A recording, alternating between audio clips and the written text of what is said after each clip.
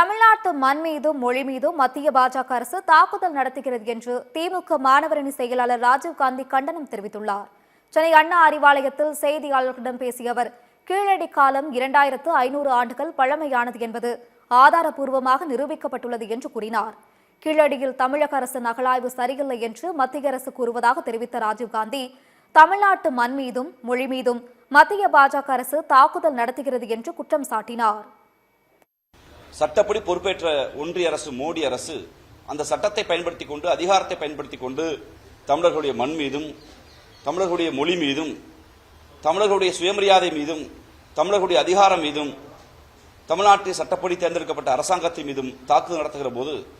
தமிழர்களாகிய நாம் நம்முடைய மண்ணை, மொழியை, மானத்தை பாதுகாக்க நாமெல்லாம் ஓரணியில் கட்சிகளை கடந்து,